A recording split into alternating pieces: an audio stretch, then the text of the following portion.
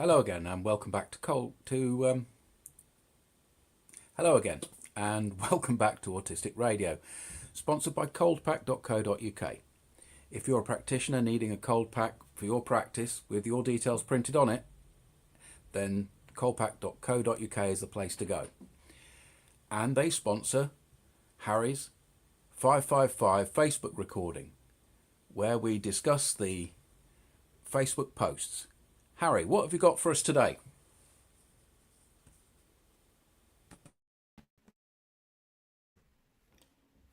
Thanks, Jules.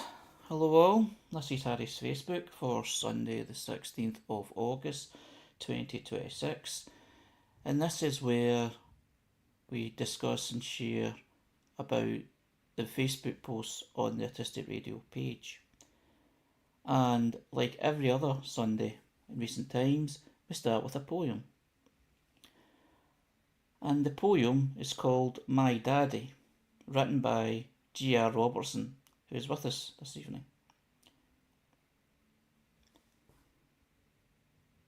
My daddy's got a white van, although it's only rust you'll see. He takes me to school when he can, and gets me home in time for tea. I sit on the crossbar of my daddy's bike, and the wind blows through my hair. He takes me round wherever we like, and stay out late if we dare. Sometimes my daddy makes my dinner, but I don't think he can cook. Still, I don't get fat or thinner. Think I'll buy him a how-to book. My daddy puts me to bed at night. He reads a story or will sing a lullaby and turn out the light. I wonder what tomorrow will bring. That's a beautiful poem. What's your thoughts? Oh wow, that straight in. That is a beautiful poem. It's cool and lyrical and childlike, but it also contains something really lovely in there. That relationship where the child is looking to the dad, and as a dad, I think that's a wonderful thing. A tear to my eye.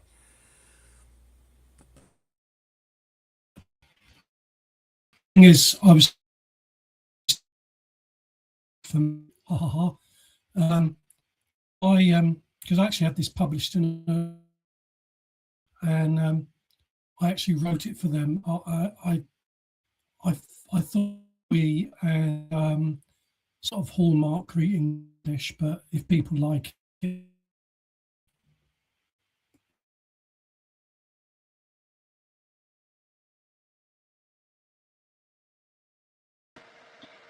I feel like it's your dad who, when I read between the lines here, I'm thinking,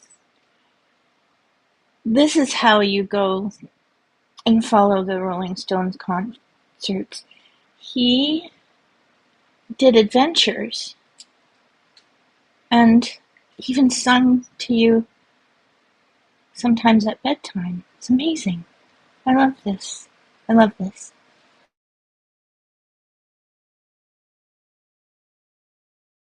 because my father never spoke to me, and as I've said before, I think my father was non-verbal autistic, and my father never spoke to me, and he didn't drive, and he never put me to bed, and he never sang to me. So none of those things ever happened. It's complete fiction. Oh, wow. I wonder what that means about what I just said. That's so weird. Wow. I don't mean that's weird. I mean what I said then becomes weird. We all project. I had a feeling there was an undercurrent in this, and as an autistic person, I always want to ask, is this real? You know, before just taking things on board emotionally,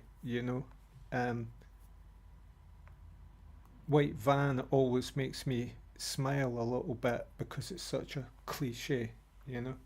Uh, but yeah, it was telling a story, not a nice story. Come on, it was telling a story about a dream almost. Now, and projecting, I was reflecting about how my dad never did this. Although he did drive a van and a lorry, and he sometimes took me in it on his jobs.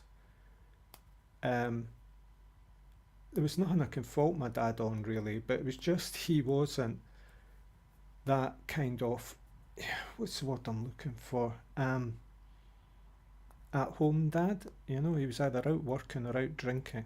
Um, he wasn't a hands-on daddy. You know what I mean? Except on a Sunday morning, maybe when he would like play with me to a point where he got me into hysteria.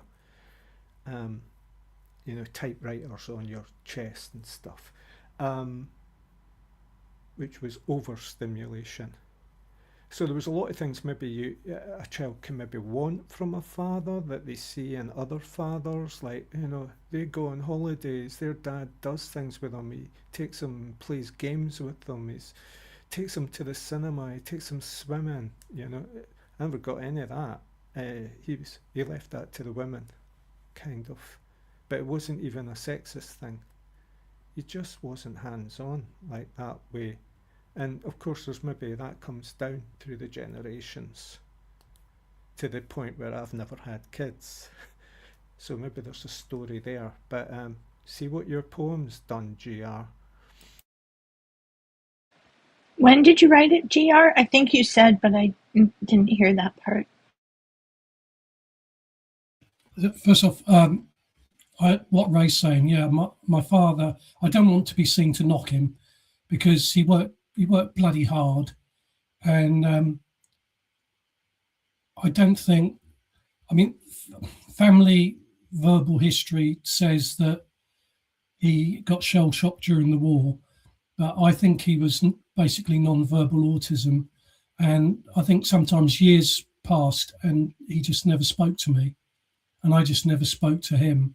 But he used to buy 5 or 6 newspapers every day, and while my mother and I were sat in the sitting room, he would sit in the dining room and read the papers. He'd rarely come and sit in the sitting room with us. When we visited family, he would rarely get out the car, even if it was his side of the family. And I wrote that poem 11 years ago, and at the time, my father would have been gone 23 years. So he's been gone 32 years now, 33 years. He died when I was 29 years old. Gosh, with the context that you've put into this, GR, it makes the poem even more poignant and beautiful. Autistic fathers, so often they don't do the kinds of things that you look around when you're a child and you see other fathers and you see a role in society that father is, and yes, it's that constant going and doing things, that constant. And I think a lot of autistic people, a lot of autistic men do look at the relationship with their father and have misgivings. I know a few people who have autistic fathers, and as adults I know the history of those relationships. I would like to say that my father did not fit some of the expectations that I saw around the world, and he wasn't fitting what I saw in movies, but there were certainly special times with him that had such honesty, and there was such clarity in his support in certain occasions that I think came because he was autistic. And so looking back, I prefer to miss out on some of the conventional things because the power of some of the things that he did do or say are still with me as an adult now at 61.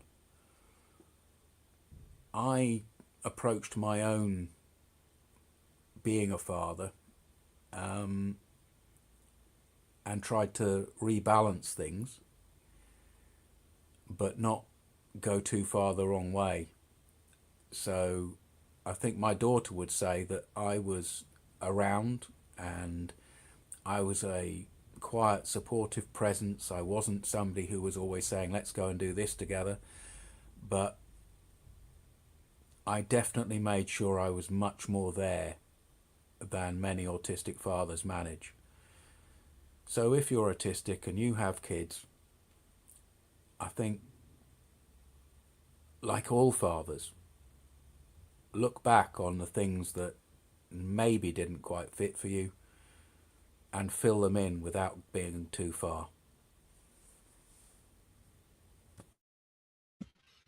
My father, because obviously they came from farm people out in the New Forest, and in the back garden, the entire back garden was vegetables, and it was potatoes, beans, peas, cabbage, lettuce, tomatoes, turnips, beetroot, everything. And we used to go, there used to be a show on Southampton Common, Southampton Show, and they had all the local people who'd put their produce in to win prizes. And I was just gobsmacked. My father should have entered because he would have won every single category. I mean, the rhubarb that they used to give prizes to, the sticks of rhubarb in our back garden were 2 feet long. Sometimes they were 3 feet long. They were absolutely huge. Potato, everything. He would have absolutely won every single category, but he was a very quiet man. I say he seemed introvert. He was mostly non-verbal, but gardening was his thing.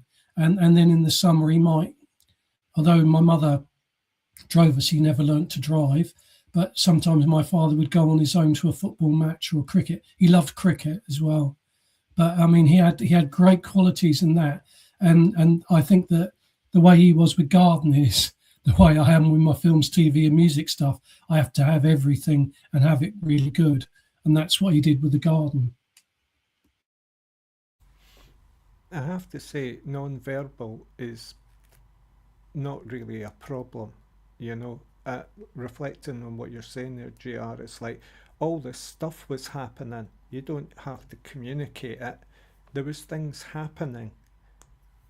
When I reflect on my youth and my relationship with my father and family, there wasn't a lot happening around us.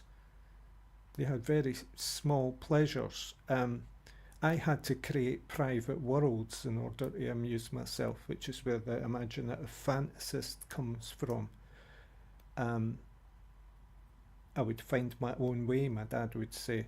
But I would have loved it if things were going on, you know, without anybody talking. That would have been absolutely ideal. Things to explore. Amazing.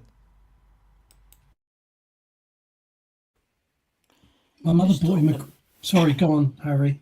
No, go on. My mother bought a greenhouse and he was just literally stood staring at this box and bits and pieces. And my mother comes in and she says, go out and put the greenhouse up for your father. So I did. I went out and I put it up because I'm good with instructions and plans and everything. And he just never said anything.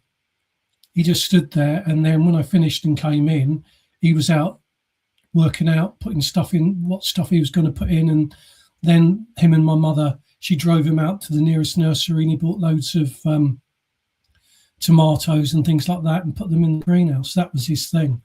I say he wasn't absent, but he wasn't there.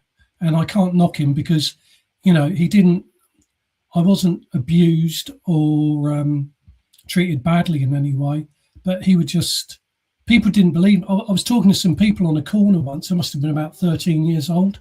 And I said, that's my dad. And I said, hello, Dad. And he just walked by and completely ignored me. And they said, oh, what are you shouting at a stranger for? He's not your father. And of course, I said to my mother and she had a go at him about it. But that was just him.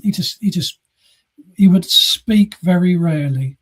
So that was his thing. I just wish that I could have established a better. I wish I could have communicated with him and learnt more about him, really.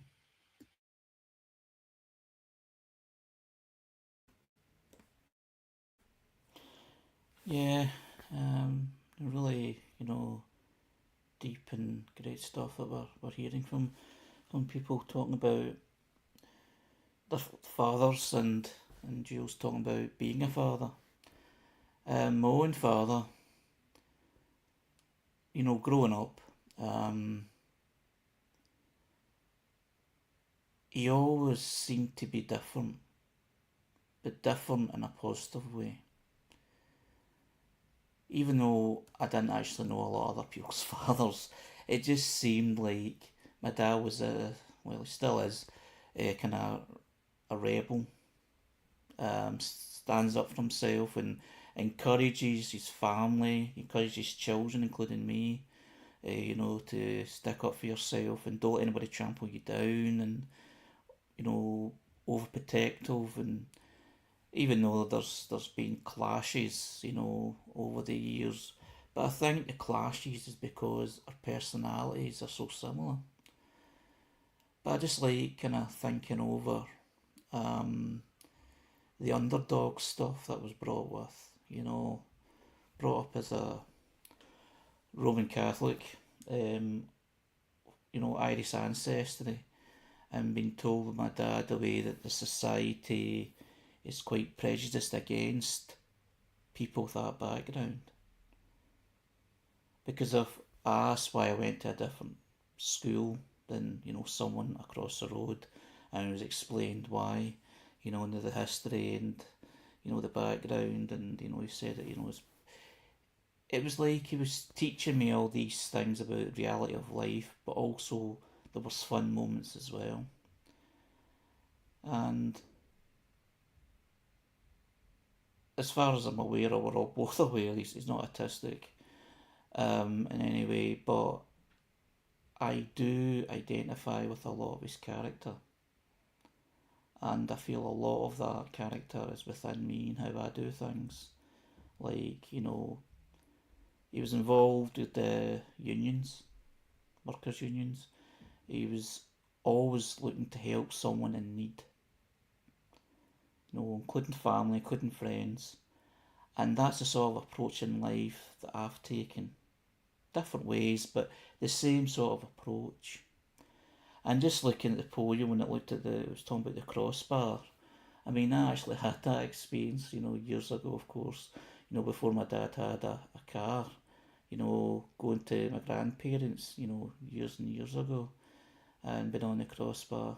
So anytime someone mentions that, or I see that in text, it reminds me of that time.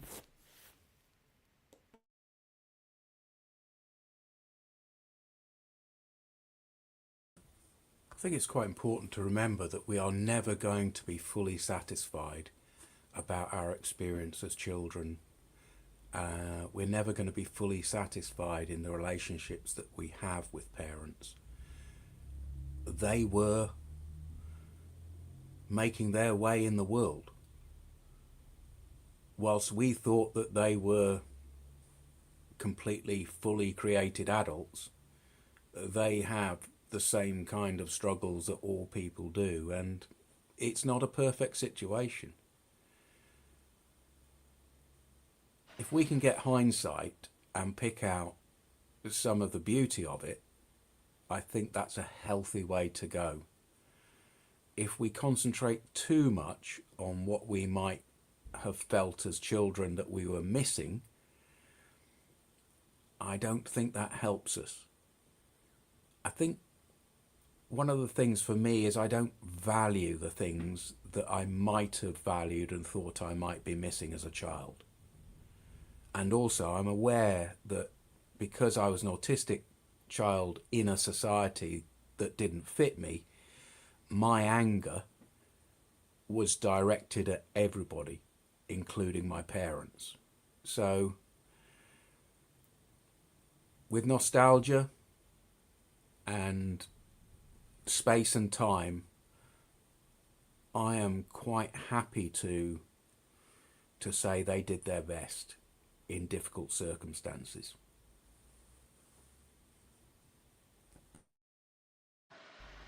I wanted to say that the story about the greenhouse is one of the most beautiful things I've heard. I know you've mentioned it before, but not quite like that. And it is just beautiful.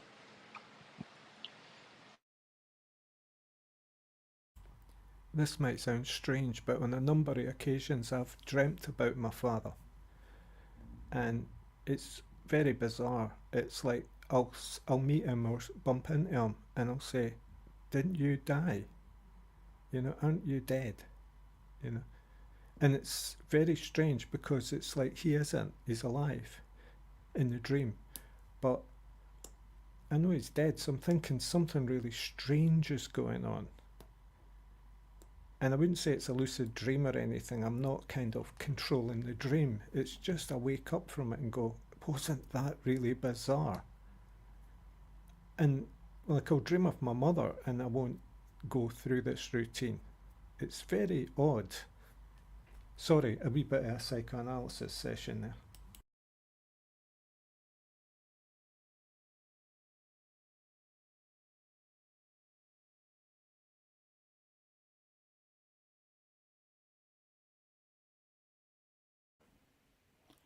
The next post is from Rosie Weldon's Autistic Life, which is a personal blog.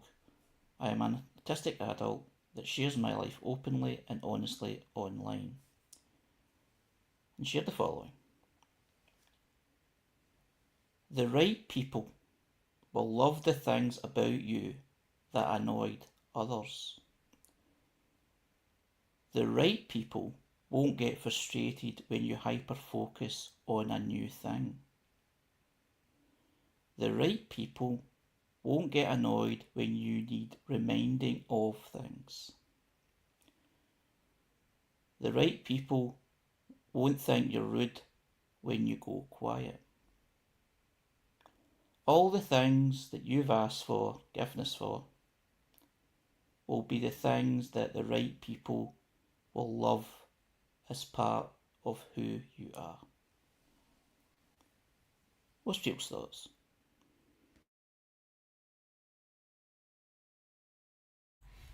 I've been looking for the right people for ages. I can't find them. I think so too. I've had the right person in my childhood, my sister, but so then after my diagnosis just 2 years ago, and we're quite far along in life, it's even better because immediately we figured out she took an interest in my strange, obsessions with rocks. And I kind of allowed her to point out to me when I'm doing it again, being a know-it-all. And so the time we spend together, like our personal time, is better. She was my defender in the world, but now we have a better, close relationship.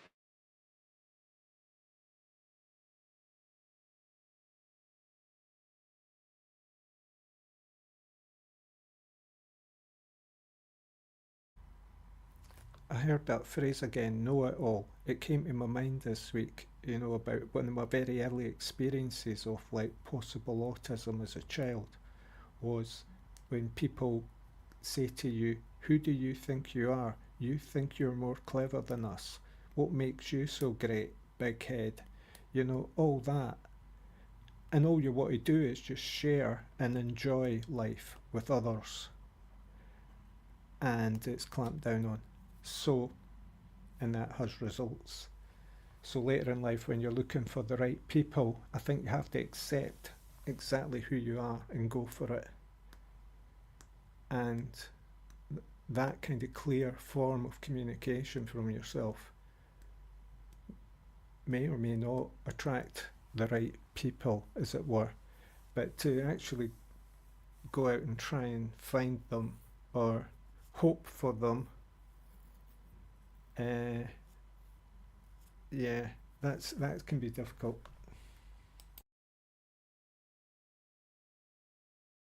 I think I'm a little more know-it-all than that description you gave.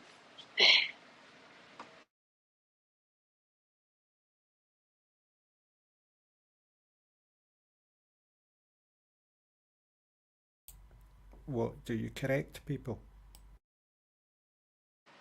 Yeah, yeah, but only if I'm worried for them. Like, I don't know, if she posts something political, I'll I'll kind of intercept. Like, I'll leave her a message and say, "Don't just read the headline, read the whole thing. Maybe take that down." Or I don't know. I do it, but not to everybody. But I'm a very big corrector.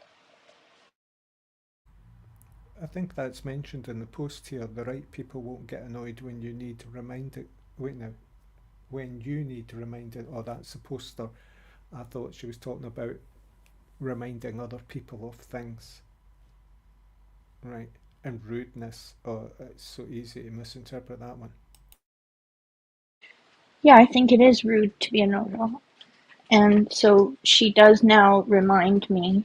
It was my daughter when she got to university. She said, "Oh, you need to do something about this with your sister."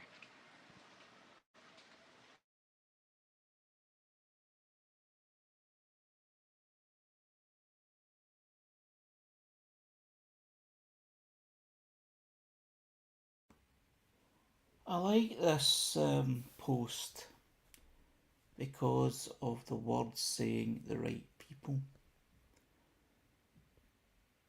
Because many autistic people feel that they feel wrong. They feel wrong in terms of where they are in society. They feel that the wrong way, the wrong existence, everything they do is wrong. Like they do things the long way round or backwards or whatever. Nothing but criticism. And in society as well, people get very easily irritated if you're different from the so-called norm. They think that you're that way to be awkward or that way to want attention. And it's just to demonstrate that the right people will be understanding of who you are. And a lot of autistic people, and the reason I say this is because I'm like that myself, beat yourself up about who you are. I know I was kind of self-critical, I still am, but not as much, about the way that I am, the way that I do things, my relationships with family and friends and, work colleagues, etc., and how I feel I should be doing a bit better and making more effort, sort of thing. But this kind of post kind of reminds you to, take it easy and not to put so much strain on yourself. And even though that you won't always be right or do things the right way, so to speak, you're not always in the wrong either. And the comfort of familiar people that are understanding, and it's a two-way thing as well, makes life, more easy.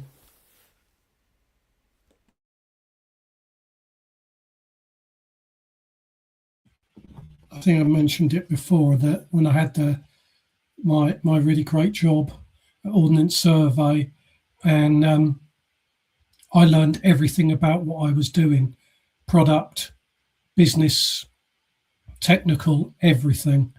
And then when this guy came in towards the end of creating the new database setup, and he just resented the hell out of me, and he made my life hell until he pushed me out. And I got the last laugh because the entire project was a massive flop. And I've had people come up to me and say, if you'd stayed, it would have succeeded because you had the passion for it and you had the knowledge. I mean, I did the full autism thing. I soaked up every bit of information possible. And then when this guy came in, at one point he said to me, the thing is, you act like you can do my job better than I can. And I just turned around and said, well, I can. And that was just a simple statement of fact. And of course, that didn't make things better. But it's like when I was saying about doing quiz machines in pubs, when you used to go in there and people would sort of drag you over and then you press a few buttons and then they'd have like 3 or 4 quid coming out of this machine. They thought you were great. Great because you were benefiting them. And to me, I had people say to me, oh, why don't you go on Who Wants to Be a Millionaire? And I said, because I'd rather use my brain power to do something that I think's positive. And to go on Who Wants to Be a Millionaire and win a load of money, I think would be selfish. And that might sound strange, but there you go.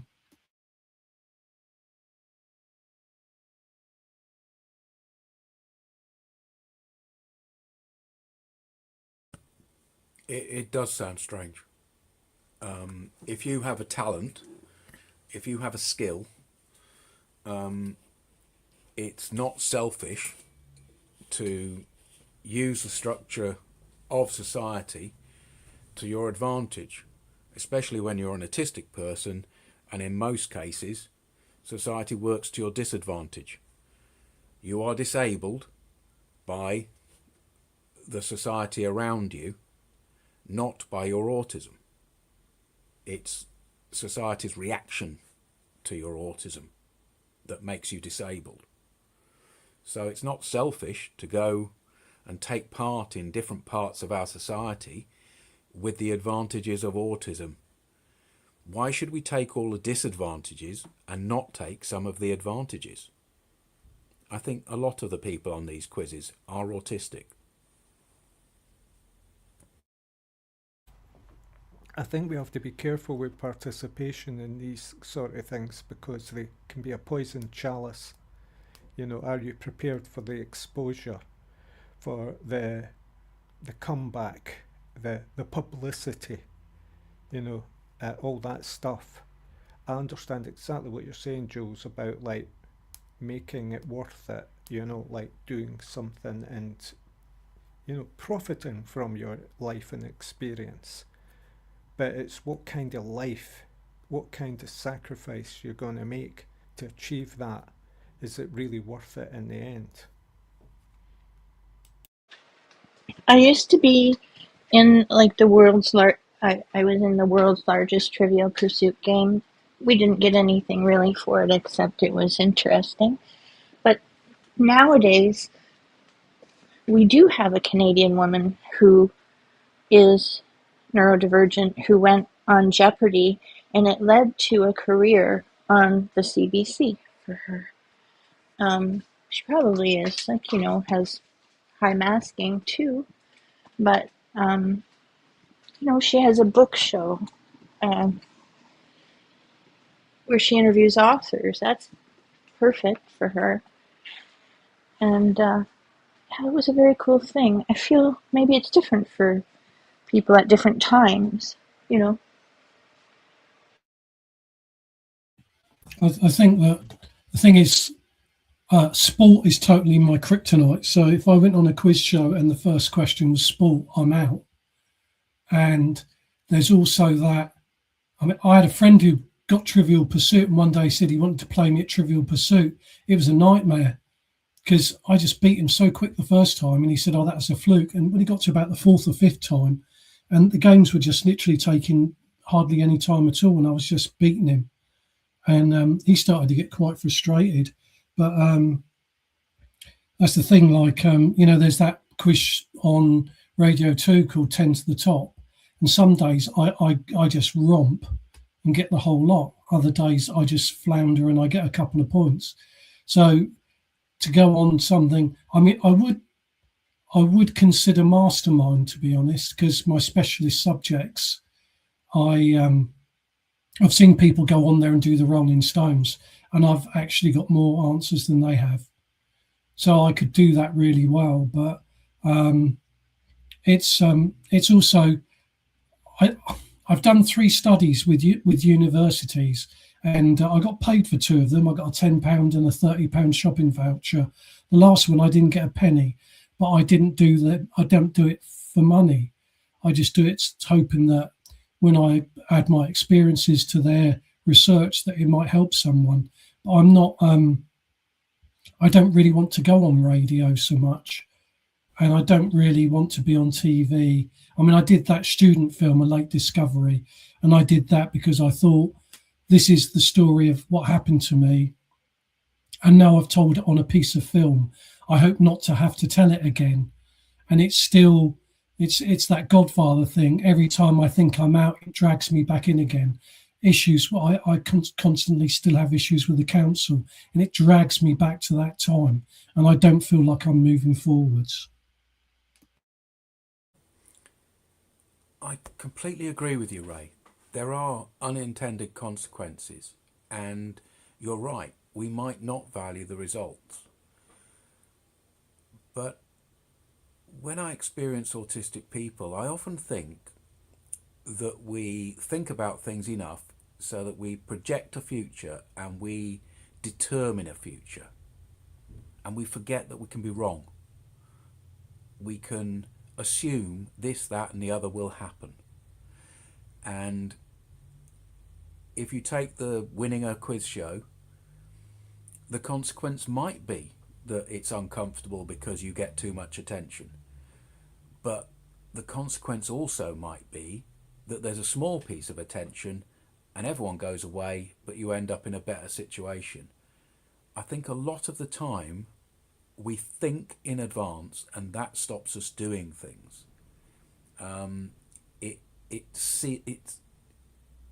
It restricts us because we're intelligent, or because we have a way of thinking around things.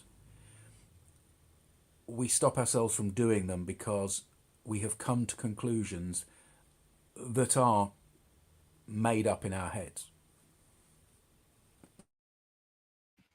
Do you remember in the 70s there was a document? Well, it was a drama. There was a guy called Joey Deacon, and he was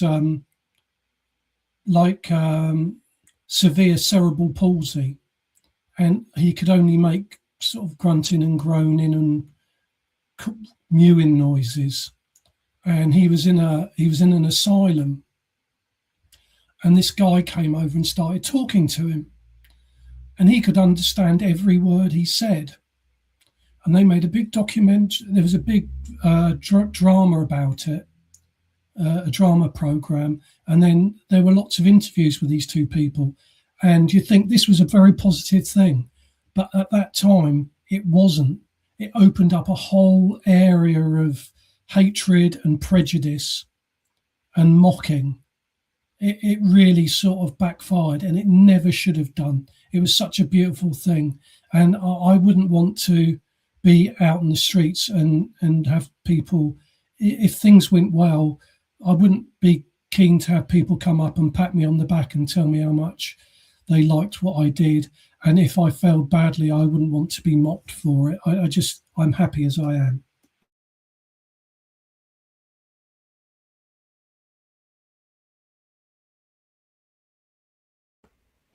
Yeah, I understand that, Gia. Can I feel the same way in many ways? The taking of compliments isn't, I find quite, uncomfortable as well. Even though that does frustrate me that I do. Listening to what Jules is saying as well, though, is about you come to a conclusion, well, I know I certainly do, of what a potential decision is going to, basically you're mapping out what a potential decision is going to open. The reaction of people, the reaction of society, how it affects personally, if it's something that's been well publicised, is like, basically what I tend to do is do the extreme negative, and that most of the time prevents me from doing something. Although sometimes I do actually go for it, and I feel that projection, that, overthinking thing, planning ahead, scripting, is like a defence mechanism to potential disappointment. But it doesn't help, because you're expected to be disappointed, and when it comes, it's like, God, I was right. Why did I do this? Although sometimes some decisions that I've made, like for instance, working in a shop or Oxfam, an opportunity came up, but it's an opportunity I actually looked for, was to do something a bit different, volunteer and do something a bit different around people. And I do have pride in myself for doing that and doing the work that I did, which was admin and finance, and being able to cope in a way with what I felt would be potentially a very stressful situation. It wasn't all perfect, and there was some, experiences that weren't great, but the positive experience outweighed that, and I felt glad of doing it, even though I was apprehensive of doing it in the first place. The only reason I moved on is because I realised that it doesn't really suit me, but there was no regret of doing it in the first place. And I think with many other things in my life that I stopped myself from doing, I'm trying to say to myself, try something else, try something in that way again. It could turn out well and not feel that it's going to be an absolute nightmare. But it's a hard thing to balance. I mean, I saw the student film thing on a Facebook page, and I put my name forward, and I got more and more uncomfortable the more times I had to be filmed and interviewed. And I was sort of glad it was done. And I did my marketing thing, and obviously that brought me here, and I'm glad of that. But I'm not overly keen on pushing myself and my name forward so much now. I mean, I do once a year. I send the No Men some lyrics. They record them, and I sort of push them across some of the social media. But I'm not interested in. I mean, the job I did at Ordnance Survey and also at Southampton City Council, to be honest, I could not do that now. My stress tolerance is completely shot, and something minor. I mean, we're going back to the thing, the hard stuff is easy and the easy stuff is hard. And I don't think that I could push myself the way I did then. I think that I would either severely stress or quickly burn out. I just couldn't get myself in that position.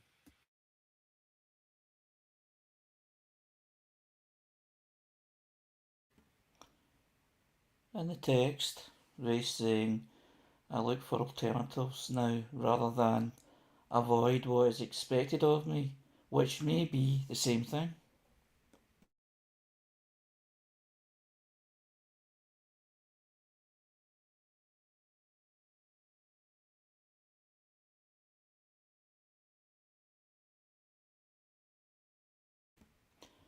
The next post, excuse me, the next post is from the Actually Autistic Coach, who's a personal coach.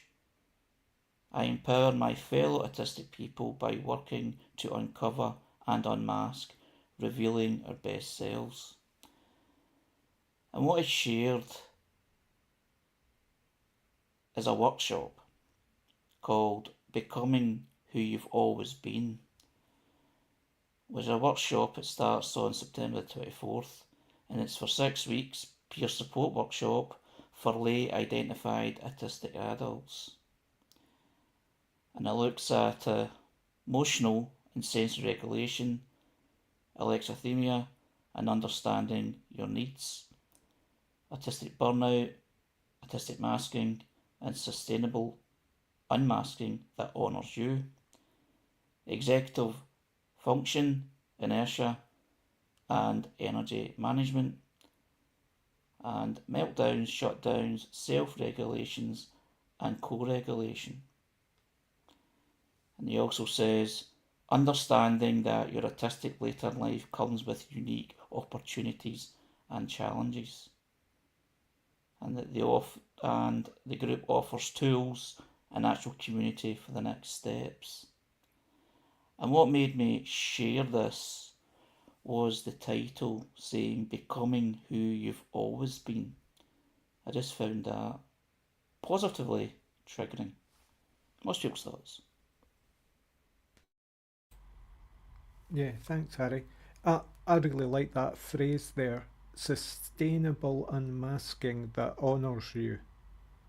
Although it's spelled honour in the American spelling, is that right? Yeah, just noticed that.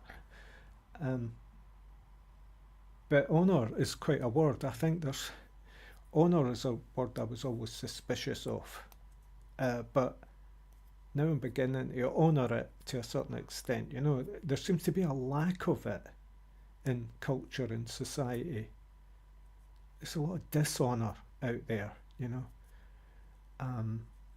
So unmasking has been a thing on my mind as well, you know, about becoming who you always were, you know, because not being who you always were was a process of masking over the years as a defence. This is the way I'm reflecting on it. So for me to unmask now would be to just realise who I am without that defensive masking quality and behaviour, but in a way that honours me, so that has respect for me, that loves me, you know. So I have to learn that and accept that, because then I'll be able to pass it on. But I have to start with me. So it just seems to be that phrase pointing at the root of a number of different issues that I've been becoming aware of. So this looks like an interesting dialogue.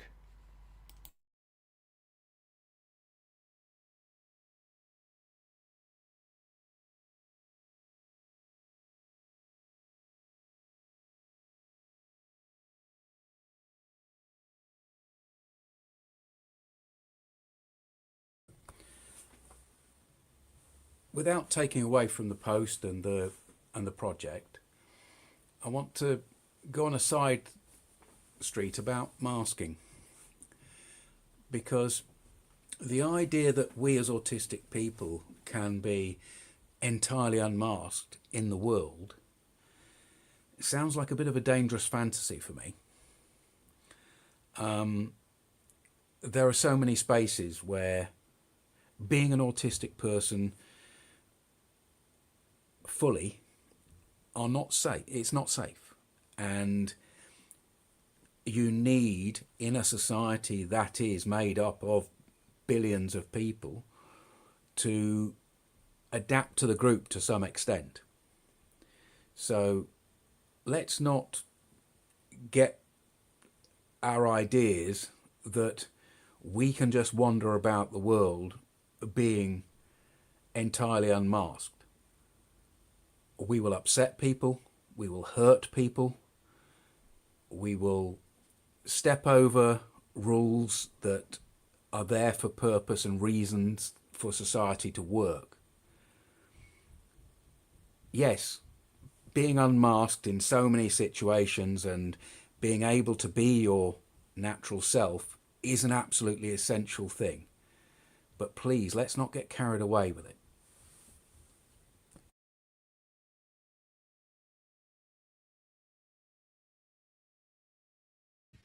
Yeah, I've had a couple of jobs where I've pushed myself.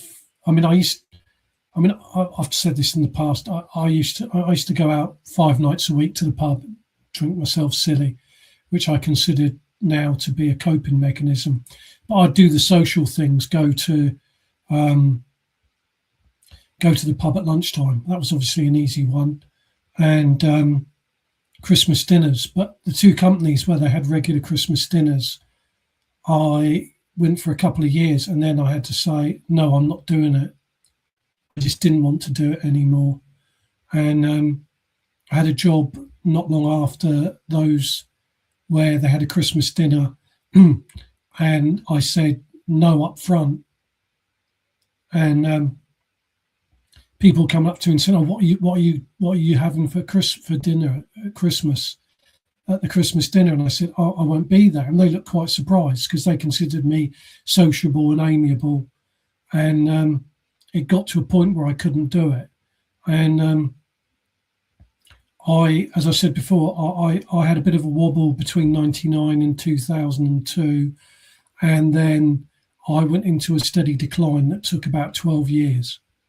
And I couldn't go back to that now. I couldn't be that person anymore who's pushed himself to be sociable and amiable. And although I still like to think I've got a relatively good sense of humour, but I couldn't just be the clown and the joker in a pack anymore. I'd just rather not do it.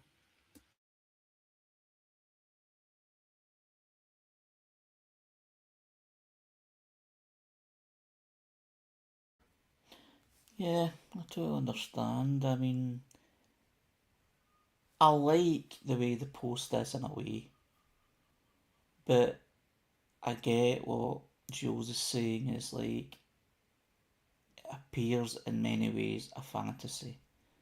Too good to be true, maybe naive, because the masking thing is there for survival. And as GR is saying as well, is you change as a person over time. And to try and revert back to someone you were even just a few years ago could be a dangerous thing to do because you're not comfortable with it anymore. It's just too simplistic. Although I do understand why these approaches are made. It'll work in some people, but it certainly is not a size that'll fit all.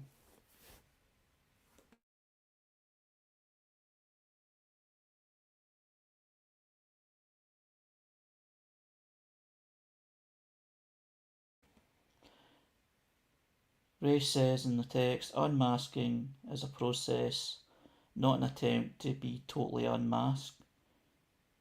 These defences are adaptable.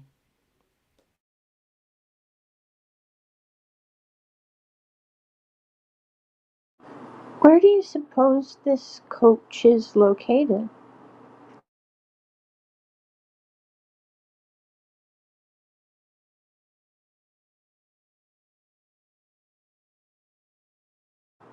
Probably not Canada, because they spell the not British way and we spell the British way.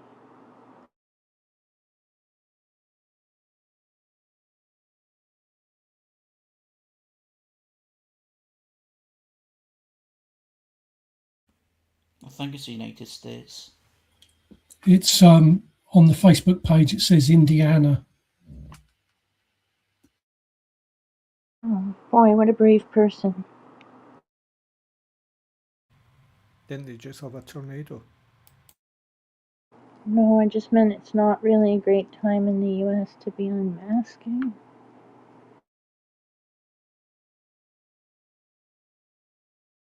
Sorry, educated in Indiana. He says he lives in Paris. Well, that might be better. Yeah, the prices were euros.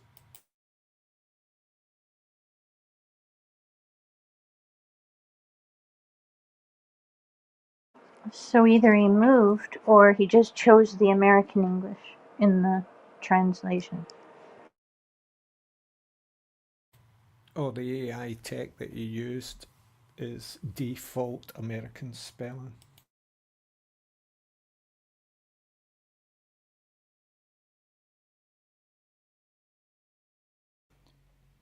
I'm always wary, although I always intend of doing it, of sharing things like this. You know, coaching, therapies, things like things that say they're there to help. I'm always wary of sharing them sometimes because of people's experience, but I do feel it's important that there's things out there that are looking to help, sometimes naively or sometimes totally out of order. I mean, we've had some kind of basically, direct discussions about how we feel about how certain people, companies, charities even, have kind of approached on their so-called ways of helping autistic people. But I always find it interesting on the approach and the language that is used in terms of how things can be made better for autistic people. This one is interesting and it doesn't seem harmful, but it doesn't seem for our age group. It seems like it's for millennials, and it's totally cool. It just wouldn't be for me.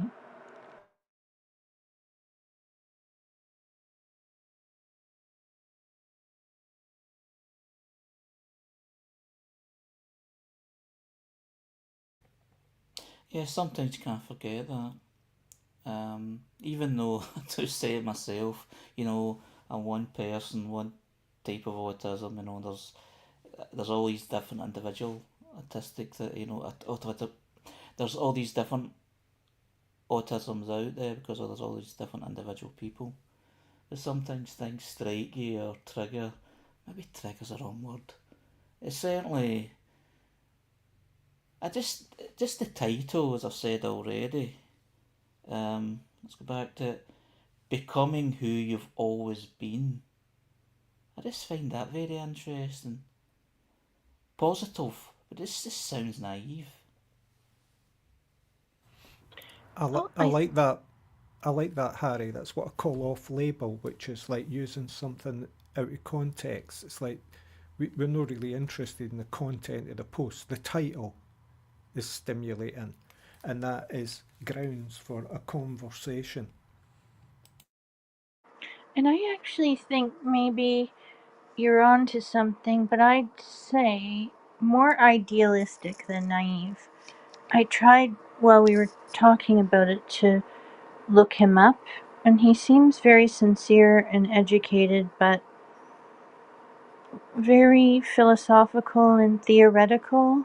And this seems like a very real life skill that he's going to have a peer to peer workshop on.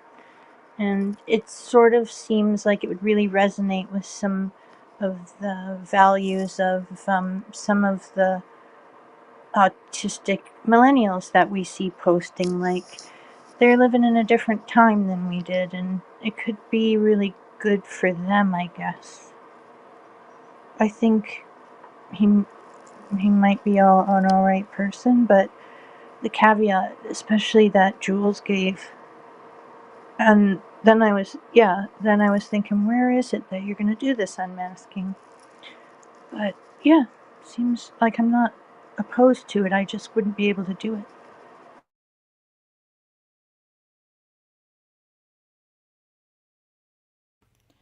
Well, thanks everyone. That was another discussion.